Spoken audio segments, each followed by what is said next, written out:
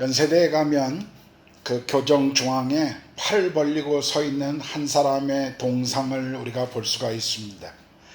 그 밑에 이렇게 기록되어 있는데요. Messenger of God, Follower of Christ, Friends of Korea 이렇게 써 있습니다. 바로 연세대를 시작한 선교사 언더우드의 동상입니다. 저는 연세대에서 캠퍼스 사역을 할 때 종종 그 동상 밑에서 기도했던 기억이 있습니다. 오래전에 학생들을 데리고 필리핀에 단기 선교 여행을 갔었을 때 마닐라 중심부에 또 서 있는 한 동상을 보았습니다.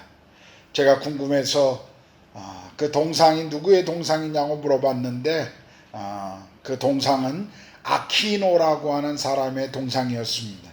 과거 필리핀의 독재자에 맞서서 민주화 운동을 했던 한 사람이었는데 필리핀 민주화를 위해서 미국에서 돌아오는 그 길에 그 반대자에 의해서 공항에서 총에 맞아 죽었던 사람입니다. 이 사건은 후에 필리핀 민주화의 시작이 되었고 도화선이 되었고 그리고 사람들은 이것을 기념하기 위해서 필리핀 공항뿐만 아니라 마닐라 그 중심부에 이 사람의 동상을 세웠던 것이었습니다. 제가 인도에 와서 몇 번이나 방문했던 콜카타에서 한 2시간 떨어진 세람푸르라고 하는 한 작은 도시가 있습니다. 제가 그 도시를 자주 방문했던 이유는 현대 선교의 아버지라고 일컫는 윌리엄 캐리가 세운 교회와 또 그가 세운 대학교 그리고 거기에 그의 박물관이 있기 때문입니다. 그 박물관에 들어가다 보면 그 박물관 앞에 윌리엄 캐리의 흉상이 이렇게 서 있습니다. 저도 이 역사의 현장에 왔었다고 하는 그 기념으로 그곳에서 사진을 한 장 찍은 적이 있습니다. 사람들은 왜 이렇게 동상을 세울까요? 그리고 왜 과거에 그 장소를 다시 찾아가는 것일까요? 아마도 과거에 일어났던 그 사건을 살펴보면서 그 역사적인 사건들을 살펴보면서 그 사건에 대한 추억 또는 그 사건이 주는 교훈을 다시 기억하기 위함일 것입니다. 오늘 우리가 읽었던 본문에도 보면 비슷한 그런 환경을 성경이 우리에게 설명해 주고 있습니다. 오늘 본문은 이스라엘 온 백성이 요단강을 건너갔을 때 여호와께서 여호수아에게 명령하는 장면에서 시작됩니다. 어떤 명령이었습니까? 그것은 1절 2절을 보면 백성의 각 지파에서 한 사람씩 12명의 사람을 선택해서 요단강이 물이 마른 상태에서 건너간 이후에 그 제사장들이 언약궤를 메고 서 있던 그 장소에 돌 하나씩을 들고 나오라는 것이었습니다. 그리고 그 돌 12개를 이스라엘 백성들이 머물던 유숙하던 땅에 기념으로 세우라는 것이었습니다. 7절에 보게 되면 이 돌들이 이스라엘 자손에게 영원히 기념이 되리라 라고 말씀하십니다. 여러분, 기념이 된다라고 하는 이 말의 의미가 무엇이죠? 하나님께서는 당신의 백성들을 위해 하신 일을 백성들이 생생하게 기억하게 해주려는 목적으로 이런 이 돌을 거기에 세우라고 했던 것이었습니다. 자, 예를 들면 이스라엘 백성들이 애굽에서 탈출할 때 탈출하고 난 이후에 하나님이 모세에게 유월절 절기를 지킬 것을 명령하신 것도 같은 의도였습니다. 유월절 명절에 사람들은 모여서 그들의 조상들이 경험했던 그 출애굽의 역사적 사건 그리고 그때 하나님이 하신 일들을 기억하고 기념했던 것입니다. 하나님께서는 이제 가나안 입성을 앞둔 이스라엘 백성들이 요단강을 건넜을 때 하나님이 행하셨던 이 기적을 잊어버리지 않도록 하나님께서는 지금 이 12개의 돌을 쌓으라고 명령하신 것입니다. 그래서 하나님께서는 당신의 백성들이 이 역사적인 날에 하나님께서 어떻게 행하셨는지를 기억하도록 12돌을 이 머물 장소에 세우게 하셨습니다. 이 명령은 즉시 시행되었고 각 지파에서 뽑힌 12명의 사람들이 돌들을 하나씩 들어 그들이 유숙하는 땅에 갖다 세워 놓았습니다. 자, 그렇다면 하나님께서는 이 12돌을 가져다가 기념물로 왜 세우라고 하셨을까요? 하나님께서 이 12돌을 옮겨서 기념물로 세우라고 하신 것은 단순히 기념 이상의 의미가 있었습니다. 저는 오늘 본문을 통해서 이 사실을 여러분과 함께 나누려고 합니다. 자, 하나님께서 12돌을 그들의 야영지에 세우라고 기념물로 세우라고 하셨던 그 첫 번째 이유는 가나안 정복을 앞둔 이스라엘 백성들이 계속해서 하나님의 능력을 기억하라는 것이었습니다. 오늘 본문 20절에 보면 그들의 야영지는 길갈이라고 하는 것이었습니다. 그 12돌은 길갈에 세운 것을 알 수 있습니다. 이스라엘 백성들은 계속 길갈에 머물면서 거기를 거점으로 해서 가나안 전쟁을 치루었습니다. 이스라엘 백성들이 나중에 가나안이 다 정복되고 12지파에게 땅이 나누어질 때까지 그 여인들과 그리고 가족들 그리고 그들의 모든 목축물 모든 재산을 두었던 곳이 바로 길갈이었습니다. 그러므로 백성들이 머물고 있었던 이 길갈에 하나님께서 12개의 돌을 거기에 세워 놓으라고 했던 것은 바로 하나님이 누구신가 하는 것을 하나님이 요단강을 건널 때 행하셨던 그분의 기적, 하나님의 능력을 계속 이스라엘 백성들이 가나안 정복하는 그 시간 내내 그것을 기억하기를 하나님이 원하셨던 것입니다. 우리가 18절을 보면 여호와의 언약궤를 맨 제사장들이 요단 가운데로 나오며 그 발바닥으로 육지를 밟는 동시에 요단물이 본 곳으로 도로 흘러서 전과 같이 언덕에 넘쳤더라라고 기록하고 있습니다. 여러분, 이것은 무슨 말이죠? 이스라엘 백성들이 이제 언약맨 제사장들이 요단강 중앙에서 빠져나오자 그 물이 다시 넘쳐 전과 같이 요단강을 범람했다는 것입니다. 이것은 이스라엘 백성들이 다시 요단 건너 동쪽으로 갈 수 없다라고 하는 것을 보여주고 있는 것입니다. 이제 이스라엘 백성들은 건너온 요단을 다시 돌아갈 수 없었습니다. 그렇다면 이제 이들은 가나안 정복 외에는 이들이 해야 할 일이 없었던 것입니다. 자, 이것을 깨달았을 때 이스라엘 백성들은 어떤 마음이 있었을까요? 돌아갈 뒷길이 차단되었을 때 어떤 이들은 염려와 두려움을 가졌을 수도 있었을 것입니다. 막연한 그 두려움이 또는 예상되는 불안감이 있었을 것입니다. 그런데 그들이 이런 시기에 그들 앞에 늘 보여주고 있는 12돌은 이스라엘 백성들에게 얼마나 위로와 격려를 주었을까요? 여러분, 전쟁에 나가는 사람들은 그 나가면서 그 12돌을 보면서 하나님이 어떤 분이신지, 하나님이 우리를 위하여 행하신 그분의 그 능력이 무엇인지를 기억하며 확신 가운데 전장에 나갔을 것입니다. 전장에 나가는 아버지를, 전장에 나가는 남편을, 오빠를, 동생을 배웅하는 여인들은, 그 길갈에 남아있었던 그 여인들은 이 남자들이 전쟁하는 동안에 이 길갈에 있는 12돌을 보면서 하나님이 그 전쟁 가운데 일하시는 것들을 기억하며 위로를 얻었을 것입니다. 이 12돌은 하나님의 신실하심에 대한 증거요, 이스라엘 백성의 앞날에 대한 하나님의 약속이었습니다.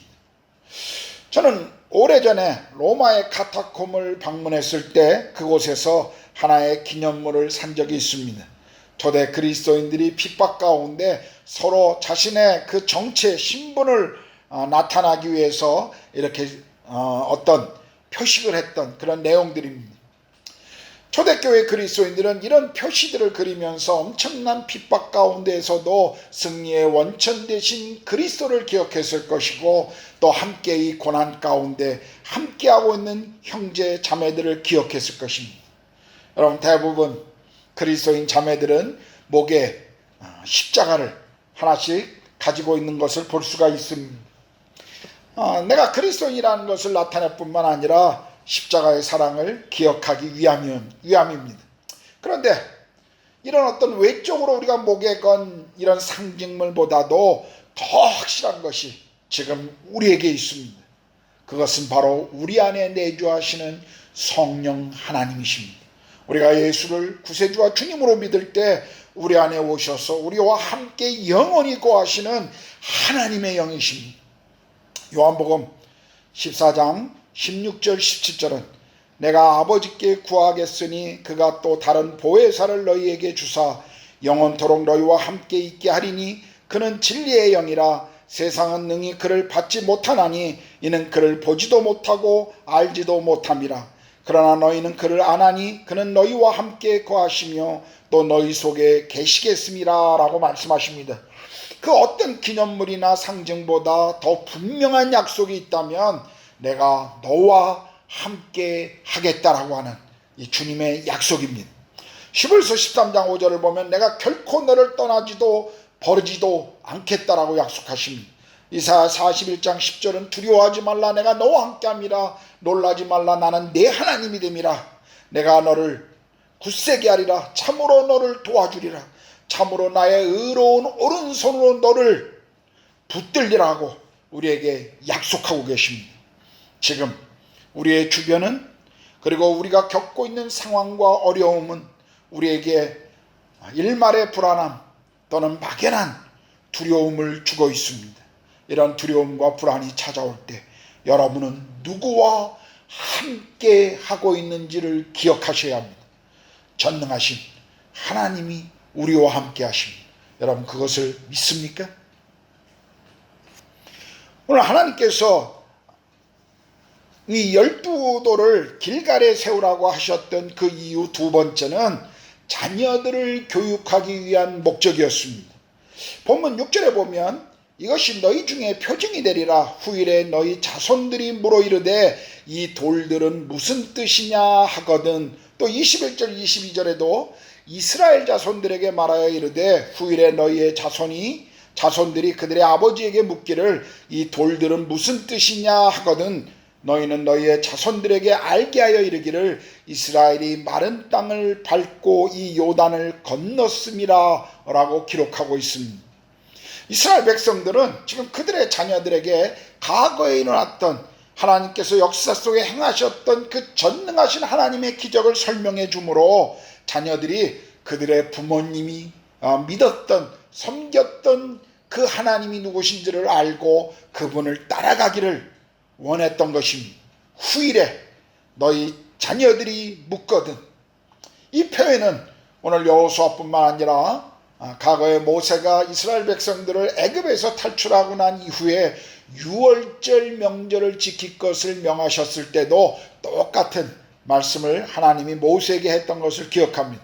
출애굽기 12장 25절에서 27절입니다. 너희는 여호와께서 허락하신 대로 너희에게 주시는 땅에 이를 때 이 예식을 지킬 것이라.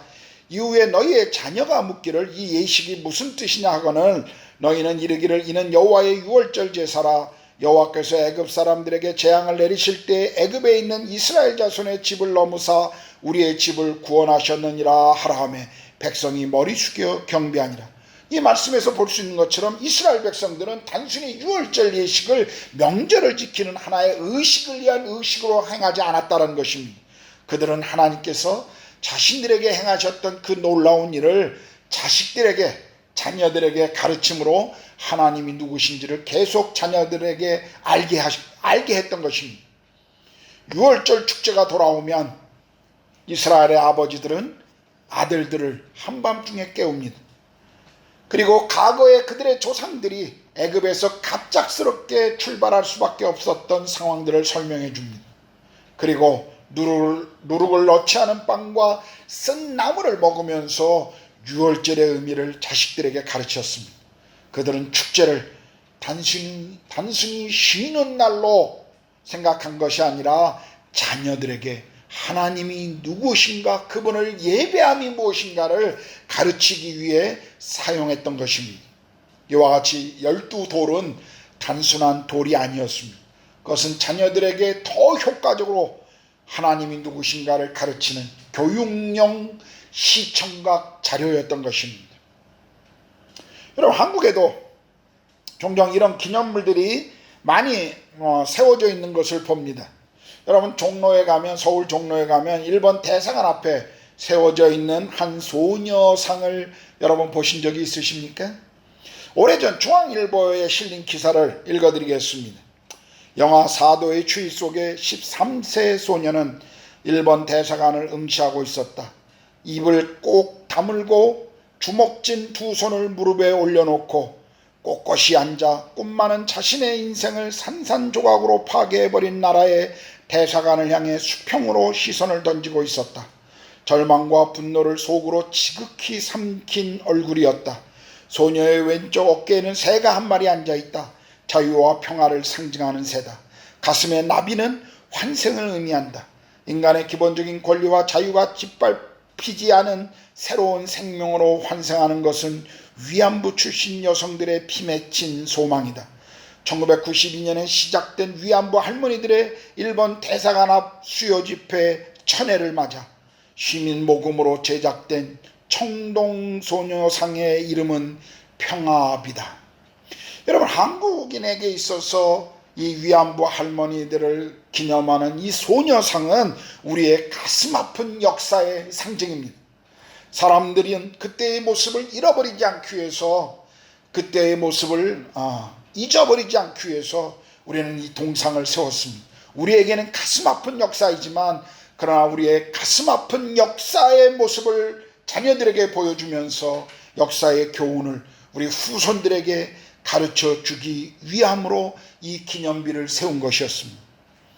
하나님께서도 오늘 이 12돌을 길갈에 세우게 하신 이유가 있다면 그것은 하나님을 계속 기억하고 그 자녀들이 하나님을 경외하게 위함이라는 것입니다. 여기 신명기 6장 6절에 7절을 보면 오늘 내가 네게 명하는 이 말씀을 너는 마음에 새기고 내 자녀에게 부지런히 가르치며 집에 앉았을 때든지 길을 갈 때든지 누워있을 때든지 일어날 때든지 이 말씀을 강론하라 라고 말씀하시면서 부모들이 자기 자녀들에게 하나님의 말씀을 가르칠 것을 명령하고 있습니다. 제가 자란 저희 세대 부모님들은 굉장히 어려운 시간들을 보내셨던 분들이었습니다. 그래서 자식들이 그저 배를 굶지 않고 경제적인 문제만 해결되면 아버지의 부모의 역할을 다했다라고 생각했던 세대들입니다. 지금 우리 아버지 세대, 우리 세대의 아버지들은 어떻습니까? 자녀들에게 더 좋은 교육의 기회를 주고 싶어 합니다. 그래서 더 좋은 학교가 있는 학군으로 이사하고, 그리고 심지어 자식들의 교육을 위해서 기러기 아빠가 되는 것도 감수하는 그런 시대가 되었습니다. 교육이 아이들의 미래를 책임져 줄 것이라고 생각합니다. 정말 교육이 아이들의 미래를 책임져 줄까요? 우리 부모들은 좀 솔직해질 필요가 있습니다.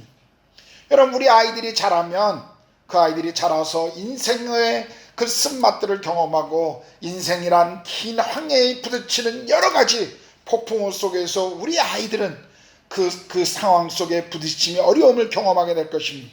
언젠가 우리 곁을 떠나서 홀로 우리 자녀들이 걸어가야 할 때가 있을 것입니다. 그런데 그때 교육에 우리 아이들의 인생의 문제를 해결해 줄 수 있을까요?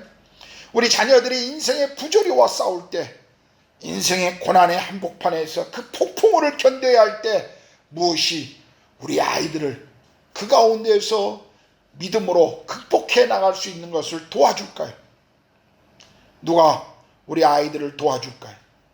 여러분, 이스라엘의 부모들은 지금 당신의 자녀들이 여호와 하나님을 바라보며 그분과 동행하기를 배우는 것을 원했습니다. 하나님도 그것을 가르치기를 원하셨습니다. 인생의 참다운 승리가 성공이 무엇인가를 그들은 올바로 가르쳐 주기를 원했던 것입니다. 탈무드에 이런 말이 있습니다. 어리석은 부모는 자녀에게 재산을 남기고, 양식 있는 부모는 자녀에게 지식을 남기고, 지혜로운 부모는 자녀에게 신앙을 남긴다라고 하는 교훈이 있습니다. 여러분은 지금 자녀들을 위해 무엇을 준비하고 남기고 있습니까? 지금 자녀들에게 무엇을 보여주고 있습니까? 인생의 폭풍우 속에서 하나님을 믿고 신뢰하는 것을 아이들에게 보여주고 있습니까? 지금같이 어려울 때 모든 것이 봉쇄된 이런 상황 속에 여러분 그 시간 속에 정말 하나님의 말씀을 읽고 기도하며 예배하는 모습을, 그래서 하나님을 신뢰하는 그것을 자녀들에게 보여주고 있나요? 아니면 두려워 떨며 포기하고 있는 모습을 아이들에게 보여주고 있습니까? 우리 자녀들에게 하나님을 신뢰하고 따르는 신앙을 유산으로 남기십시오. 그것보다 더 우리 아이들에게 더 좋은 선물은 없을 것입니다. 오늘 하나님께서 길갈에 12돌을 세우라고 했던 그 이유 세 번째는 이 세상의 모든 사람들이 하나님이 누구신가를 알 뿐만 아니라 그분을 경외하게 하심이었습니다. 24절을 보면 이는 땅의 모든 백성에게 여호와의 손이 강하신 것을 알게 하며 너희가 너희 하나님 여호와를 항상 경외하게 하려 함이다 라고 말씀하십니다. 그러므로 이 12돌은 이스라엘 백성들을 교훈하고 그리고 그 자녀들을 가르치기 위함일 뿐만 아니라 모든 이들에게 하나님이 누구신가를 알려주기 위함은 그분이 누구신가를 보여주는 상징이었습니다. 그러므로 12돌은 단순한 기념물이 아니라 하나님 그분이 누구신지 온 세상 사람들로 알게 하고 그분을 경외하기 위함으로 만든 상징이었습니다. 여러분 우리가 델리만 나가봐도 인도에 많은 영향을 주었던 그 지도자들의 동상을 세우는 것을 우리가 보지 않습니까? 사람들은 아마 그 동상을 볼 때마다 과거를 기억하고 그리고 인도를 위해 큰 일을 행했던 그 지도자들의 삶을 따라가고 싶어 했을 것입니다. 사람들의 동상들이, 그저 사람들이 만든 그런 동상들이 그런 격려와 도전을 사람들에게 줄 수 있다면 하나님의 역사심을 보여주는 이 12돌의 상징물은 얼마나 이스라엘 백성들에게 큰 격려와 확신을 주었겠습니까? 하나님이 누구신지를 보여주시는 증거로 그분을 항상 경외하게 하는 상징으로 이 12돌은 필요했던 것입니다. 그렇다면 말씀을 듣고 있는 여러분에게 저는 질문하고 싶습니다. 여러분에게는 하나님의 하나님 되심을 보여주는 증거가 있으십니까? 바울은 갈라디아서 6장 17절에 보면 내가 내 몸에 예수의 흔적을 가지고 있다라고 고백합니다. 바울은 오랜 시간 주와 동행하며 하나님 나라를 위한 고난의 그 표를 영광스럽게 그는 간증하고 있습니다. 여러분은 무엇을 간증하고 계십니까? 우리 폴란드에 가면 작은 오시비엥침이라고 하는 도시가 있습니다. 2차 세계대전 때 1939년에 독일이 폴란드를 점령하고 이 도시를 점령합니다. 1940년 독일의 나치는 이곳에 강제 수용소를 세웠습니다. 처음에는 폴란드의 정치범들을 수용하는 수용소였지만 후에는 집시나 유태인들을 가두는 악명 높은 수용소가 되었습니다. 1941년에 히틀러에 의해서 이 수용소에서는 대학살이 자행되기 시작합니다. 무려 400만 명이나 이곳에서 죽어갑니다. 그 중에 150만 명이 유태인이었습니다. 1945년 전쟁의 막바지가 이뤘을 때 나치는 이 공장을 빨리 없애고 이 수용소를 빨리 없애고 싶어 했습니다. 이 대학살의 증거를 없애기 위해서 남아있는 사람들과 이 수용소를 불태워서 파괴하려고 했습니다. 그런데 생각보다 일찍 도착한 소련군 때문에 이 수용소 일부는 보존되었고 세상에 알려지게 됩니다. 공포의 수용소, 우리가 잘 알고 있는 아우슈비츠 수용소가 바로 이 수용소였습니다. 이 수용소의 내부의 그 잔혹함을 보던 연합군들은 그들의 마음속에 인간이 얼마나 잔인하고 악한지를 생각하지 않을 수가 없었다고 합니다. 그런데요, 그 가스실을 향해 가던 한 방에 사람들이 벽에 기록했던 한 시를 발견했을 때 그들의 마음이 숙연해졌다고 합니다. 거기에는 이렇게 기록되어 있었습니다. 하늘을 두루마기로 삼고 바다를 먹물 삼아도 그 크신 하나님의 사랑 다 기록할 수 없겠네. 여러분, 죽음의 문턱 앞에서도 하나님의 사랑을 노래할 수 있었던 사람들의 이 신앙을 생각해 보십시오. 여러분은 인생 가운데 하나님의 하나님 되심을 보여주는, 여러분의 인생 가운데 하나님의 살아계심을 보여주는 증거들을 가지고 계십니까? 하나님께서 여러분의 삶에 함께 해주신 어떤 간증들을 여러분은 가지고 있으십니까? 우리 모두 다시 한번 주께서 우리 인생 가운데 행하셨던 일들을 기억합시다. 그리고 다시 주님을 바라봅시다. 주님을 만났던 그 축복을, 그리고 그 축복이 주님과 함께 했던 그 시간들이 과거의 내 인생의 단순한 한 기억의 추억이 아니라 오늘 지금 나와 함께 하시는 하나님의 축복이 되도록 우리가 다시 이 시간 주님을 바라봤으면 좋겠습니다. 어려운 시간, 지금 우리가 경험하고 있는 이 시간들 지나갈 것입니다. 그러나 이 시간을 통해서 우리는 두 종류의 사람들을 만나게 될 것입니다. 하나는 이 어려운 시간에 하나님을 더 깊이 만나고 하나님을 더 깊이 체험하는 신앙의 깊이로 나아가는 사람이 있는가 하면 두려워 떨며 아무것도 행하지 않은 포기한 상태로 불안감에 살아가는 사람들을 보게 될 것입니다. 여러분은, 저와 당신은 어느 쪽에 속하십니까? 기도하겠습니다.